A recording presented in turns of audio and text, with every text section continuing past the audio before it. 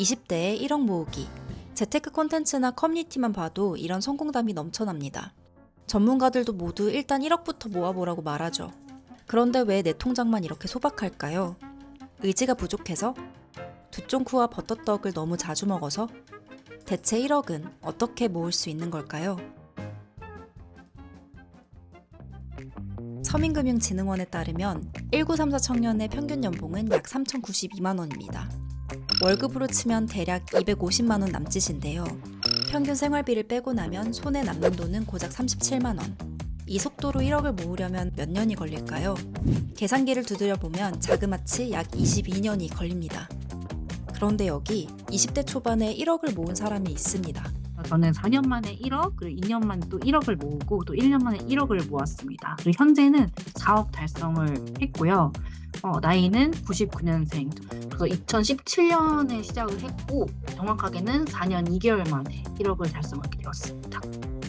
와, 그분 1억 모은 걸로 화제된 분 아니에요? 그쵸? 너무 대단하고 이론적으로 우리가 생각할 수 있는 최고의 시나리오예요. 가장 어려운 게 빵원에서 5천만 원 만드는 거고요. 가장 지난하고 재미없고 어려워요. 근데 그 시기만 탈출하면 왕 가는 건데 이제 곽지연님은 그걸 하신 거죠. 근데 그 당시 제 월급은 세금 떼고 150만 원 정도. 그러니까 정말 한 푼도 안 써도 모을 수 없던 돈이었었어요. 그래서 저는 벤잡을 뛰기 시작했습니다. 저는 첫 1억을 모으기로 결심했던 게 곧 졸업을 앞두고 선생님께서 이런 이야기를 해주시더라고요. 너네는 곧 법정 성인이 된다. 저는 그 이야기를 듣고 너무 겁이 났던 것 같아요.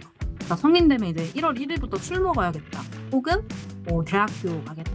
근데 저는 저희 집 그 형편이 어디도 속할 수 없던 그런 상황이었던 것 같아요. 그래서 어떻게든 내 인생은 내가 책임져 보겠다라는 결심을 갖고 1억을 모으게 되었습니다. 국가 데이터처에 따르면 2025년 3월 말 기준 국내 가구의 평균 자산은 약 5억 6천만 원, 전년 대비 4.9% 증가했습니다. 그런데 여기엔 평균의 함정이 존재합니다. 극소수의 부자가 평균을 확 끌어올렸을 뿐 39세 이하 청년 가구의 자산은 오히려 줄었습니다. 일단은 흑자 진입 시기가 늦어지고 있어요. 취업 잘 안 되고 20, 30대의 자산이 증가하지 않는, 물가만큼 오르지 않는, 이건 되게 크게 많이 깎였다는 거거든요. 그래서 그런 변화는 앞으로도 좀 있을 거란 생각이 들고요. 그럼에도 첫 목돈의 기준은 늘 1억입니다. 1,000만 원도 5천만 원도 아닌 왜 하필 1억일까요? 사실 1억은 부자가 되는 금액은 아닙니다. 그런데도 많은 전문가들이 첫 목표로 1억을 말하는 이유는 근로소득만으로 도달할 수 있는 현실적인 최대치이자 자산이 스스로 증식하는 복리 효과를 실질적으로 체감할 수 있는 금액의 시작점이기 때문입니다. 지금 2030 분들 입장에서는 1억이나 2억이 굉장히 큰 돈 같지만 당연히 큰 돈이에요, 절대적으로도. 근데 그 돈이 생애주기적으로 전체적으로 봤을 땐 출발선에 있는 돈이거든요. 20대 때 처음 경제생활 출발하고 나서 뭐 저축을 월급의 절반 정도 하면 2년이면 연봉만큼 모으거든요. 연봉만큼 모은 게 한 3천, 4천 정도면 0에서 3천만 원 모을 때까지 속도하고 3천에서 1억 가는 속도가 달라요. 이게 이렇게 빨라져요. 가속도가 붙기 때문에. 사실 저도 1억을 도전했을 때 그런 이야기를 많이 들었어요. 1억만 모아라. 목돈 1억을 무조건 모아야 된다. 그냥 그런 얘기만 듣고 모았다 보니까 그냥 막연하게 모았던 것 같은데 제가 실제로 1억을 모아보니까 확실히 돈의 그 굴러가는 속도가 다르구나. 내 월급이 아무리 작고 귀여워도 돈 나갈 때가 아무리 많아도 전문가들이 공통적으로 강조하는 것이 있습니다. 월세, 보험료, 통신비처럼 고정적으로 빠져나가는 돈을 모두 제하고 내 손에 실제로 남는 돈이 얼마인지를 아는 것이 저축의 시작이라고요. 경제학에서는 개인이 자유롭게 소비나 저축으로 쓸 수 있는 이 돈을 가처분 소득이라고 합니다.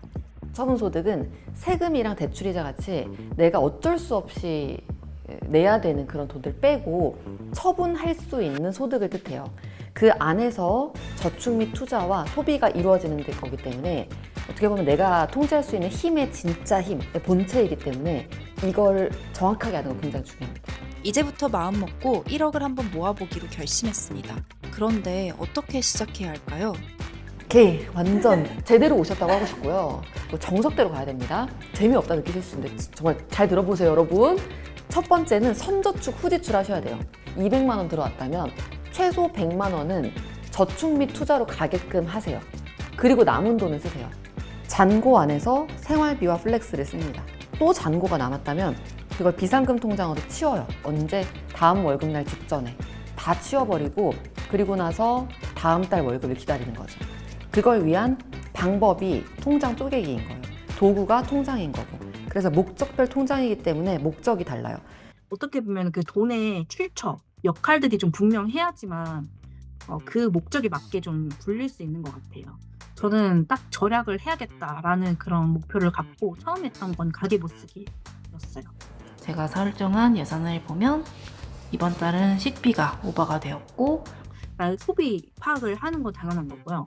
그리고 그 안에서 예산 짜기를 통해서 내가 어디에 얼만큼 쓰는지를 좀 정할 수가 있습니다. 그래서 저는 아직까지도 그 다음 달의 예산을 미리 짜놔요. 그 예산 짜기를 통해서 저는 이게 정말 나에게 필요한가를 제 스스로에게 질문을 합니다. 저도 나름 절약을 정말 잘하고 집에서 삼시세끼를 만들어 먹는 사람인데 저도 음식을 정말 많이 버리더라고요. 근데 그런 것들이 냉장고 지도를 운영하면서 정말 많이 줄었습니다. 냉장고, 냉동고, 실온 소스, 그리고 다 떨어져서 사야 될 것은 여기다 이렇게 적어놓고 있어요.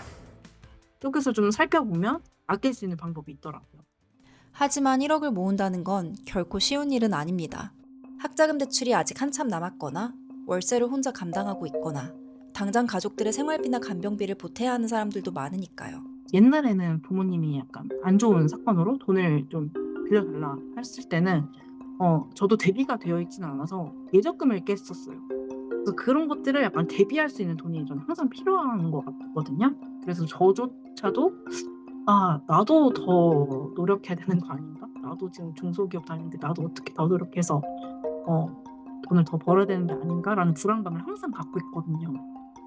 통계청에 따르면 2030 가구의 자산 상위 20%와 하위 20%의 격차는 약 35배. 금융자산으로 좁히면 상위 20%와 하위 40%의 차이는 약 4.7배. 그 차이는 지금도 벌어지고 있습니다. 그래서 돈을 모으지 못하는 건 단순히 노력과 의지의 문제만은 아닙니다. 복리의 마법을 우리가 플러스로만 많이 생각을 하는데 음의 복리라는 것도 있어요. 그래서 실제로는 빚이 있는 사람들은 계속해서 빚이 풀어나는 그런 흐름으로 가게 돼 있고, 예를 들면 5천이든 1억이든 시드를 갖고 출발한, 빚 없이 출발한 사람들, 또는 학자금 대출이나 부모님의 노후 대비 때문에 여기 마이너스에서 출발할 수 있는 사람들의 그 끌어다니는 힘은 다르다. 그래서 점점 이게 벌어지고 있는 것 같은 현상이라고 저는 생각합니다. 본가 거주하는 서울 사는 연봉 한 4, 5천 되는 직장인들 사연을 저희가 많이 소개하면 부정적인 피드백이 많이 와요. 박탈감 느껴진다. 뭔가 비교해서 보면 너무 불행해지고 누구에게도 도움이 안 되는 것 같아요. 그래서 다르고 우리 이거 인정하고 시작을 하자. 출발선에서 유리한 분들은 그분들도 인지하셔야 돼요. 출발할 때 정확하게 출발선이 앞에 있다는 거 인지하고 달리시라고 하고요. 학자금 대출이나 부모님 은퇴 준비 안 돼 있거나 해서 가족의 부담도 있고 나도 내야 될 돈들이 많이 있는 분들은 이 어려운 환경을 일단 마주하셔야 된다고. 그래서 첫 번째는 일단 내 앞으로 있는 빚은 빨리 상환을 해요.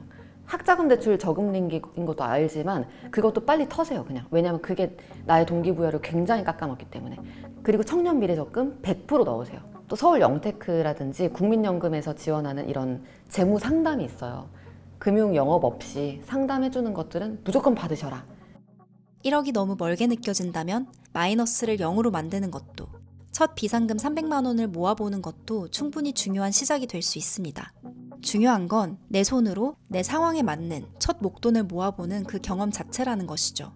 그 경험들이 쌓여 결국 1억이 되기도 하니까요. 저는 예적금 드는 방법도 몰랐던 정말 금융문외한이었었거든요. 제 통장에 100만 원이 있었던 적이 없어가지고 첫 월급 받을 때가 전 가장 기뻤던 것 같아요. 오히려 그게 너무 커 보여서 이거를 약간 쓰면 안 될 것 같다는 생각이 들어서 막 두세 달간 그냥 정말 온전하게 통장에 모아놨던 그런 기억이 있고, 사실 1억은 너무 큰 목표예요. 물론 저도 막연하게 큰 목표 1억을 정했지만 그 안에서도 사실은 쪼갰어요. 100만 원, 그리고 1000만 원, 2000만 원, 5000만 원, 8000만 원, 1억 이런 식으로 쪼갰었거든요. 근데 그거를 좀 소소한 목표로 쪼개게 되면 나는 수중에 빵원이 있던 사람이었는데 나도 1000만 원을 모을 수 있네? 그러면 나도 한 5천만 원, 1억 금방 모을 수 있지 않을까라는 그런 희망이 좀 생겼던 것 같아요. 여러분들도 할 수 있다라는 거를 꼭 아셨으면 좋겠습니다. 1억은 누군가에게 3년짜리 목표고 누군가에겐 10년짜리 목표일 수 있습니다. 중요한 건 지금의 상황과 조건에 맞춰 작은 목표부터 하나씩 실행하다 보면 1억이라는 숫자가 조금씩 가까워질 수 있다는 겁니다. 여러분은 올해 얼마 모으실 예정인가요?